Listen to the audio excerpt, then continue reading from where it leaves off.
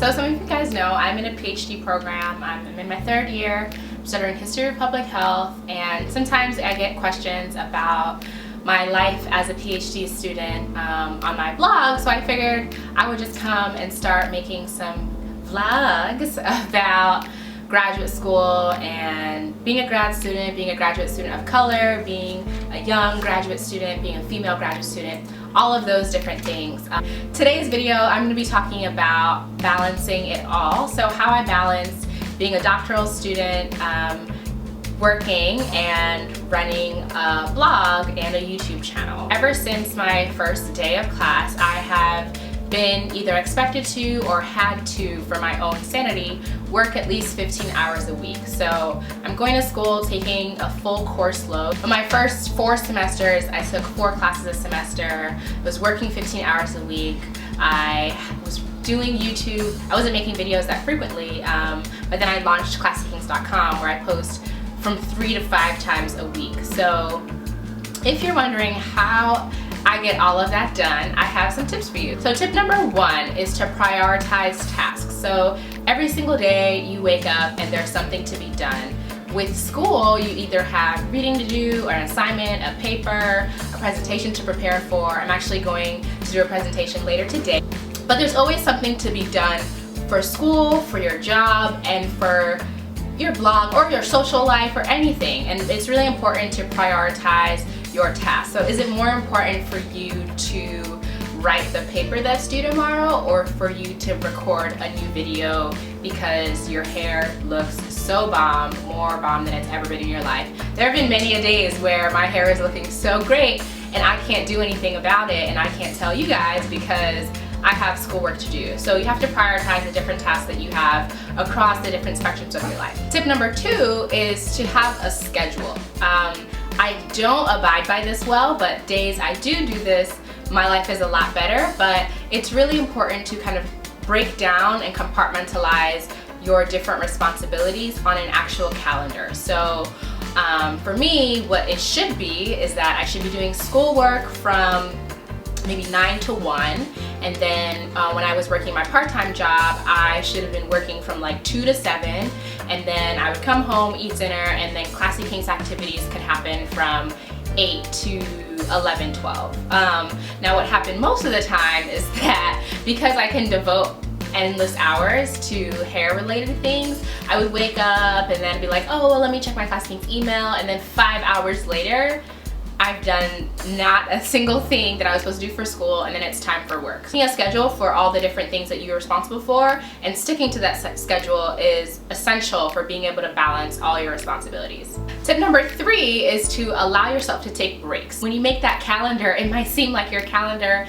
is literally scheduled out every single hour, something is scheduled, but it's important to be aware of your body, and when you need to, take a break. Whether that's taking a 10-minute break, allowing yourself to scroll through Pinterest while you're writing a paper, or, I mean, if you can do that for only 10 minutes, you know, do it, set the timer, I do that.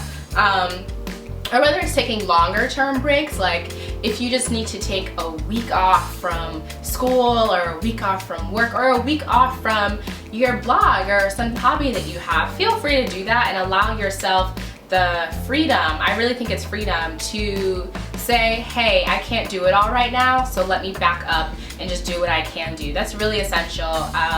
I like to schedule in breaks for school based on, I mean, there's a school calendar, and some doctoral students, they work all through, like they don't ever stop working. That's complete BS to me. Like, like everyone needs a break. If people who have regular jobs get vacation and get sick days, like grad students should get vacation and sick days. So anytime there's a spring break, trust and believe I'm not doing any kind of work. I'm usually traveling somewhere, whether it's in the country, out of the country. That's really important to me. But even during the week, you know, I don't feel guilty if I've been working really, really hard, just sitting a night and on a weeknight and watching some TV. You should feel comfortable and entitled to take breaks. They're good for your sanity, they're necessary for your sanity and your ability to continue balancing everything successfully. The 4th tip I have really relates to the first one. So the first one, if you remember, was to prioritize your tasks. The 4th one is to write everything down. I have like 7 different notepads like scattered everywhere. I make lists every single day. I check off like 2, I'll write a list of 10, 12 things and I'll check off 2 and I'll feel okay. But it's really important to write down the different things that you have to do when you're juggling multiple spectrums of life. You're juggling school, you're juggling work, you're juggling a side business or a hobby, you're juggling your relationships with your family, with your significant other, with your kids. Like there's just a lot going on and there's no way for you to remember everything. So I write everything down. I have short-term to-do lists, long-term to-do lists, things I should read, music I should listen to, foods I should cook. I got a grocery list, a clothing shopping list, like every possible list I have it, and that really helps me make sure that I'm not dropping the ball like considerably in any given thing that I'm supposed to be working on. And my final tip for balancing school, work, and everything beyond that as a graduate student is to have multiple squads. So it's really important to have support system, but I think it's even more important to have different kinds of support systems for the different areas of your life. Your homies that you grew up with, that you live around, they might not understand the homework load that you have in school, or the crazy professor who is really just racist and giving you a hard time. So you might need to talk about those problems with your school friends. You might need to talk to your work friends about your school friends because you're not feeling them, whatever. Just make sure you have different, I call them squads. I have a set of people from school who I can talk to about anything. I have a set of people from work who I can talk to about different things. I have my friends, I have my family, I have my blogger friends who I can talk to and build with when I have blog related questions. So surrounding yourself with multiple kinds of people will really help you balance your different identities. And if you happen to come across somebody who shares the multiple identities that you have as well, reach out to them. Like, you don't know, you could become really good friends. But whatever it is, if you're a mom and a blogger and you're working and you're in school, there's someone like you, and make sure that you try to connect with people and find other people who can support you in that way. Those are my 5 really quick tips for balancing work, school, and etc. For me, that etc. is classy kinks. It's also being in a long distance relationship. It's also being really close with my family. So that's what I do. Those are the tips that have worked for me and have, I guess, contributed to my sanity, my temporary sanity.